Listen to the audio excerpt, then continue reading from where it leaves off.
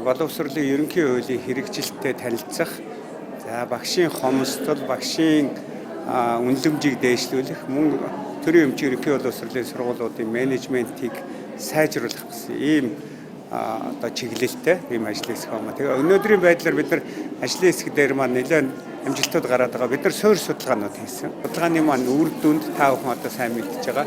Ирэх 2026 оны боловсролыг дэмжих жил болгон засгийн газраас зарласан. Энэ маань одоо манай энэ ажлын хэсгийн бидний хийсэн суурь судалгааны маш том үр дүн гэж ингэж харж байгаа. Тэгээ бидний хувьд бол сургуулийг барих юм бол тоног төхөөрөмжтэй, ширээ сандалтай, лабораторитой иж бүрнээр нь барих хэрэгтэй гэсэн энэ төсвийн судалгаануудыг хийгээд бид нар төсөвтөө өгсөн. Тэгээ нэг үр дүн нь бол өнөөдөр одоо 26 оны хөгжлийн төлөвлөгөөнд яг тэр 108 сургууль, 95 сургуулийн цэцэрлэгийг ойрын үед барих шаардлагатай гэдэг юм маань бүр тэр тоогоороо тусаад ороод ирсэн байгаа.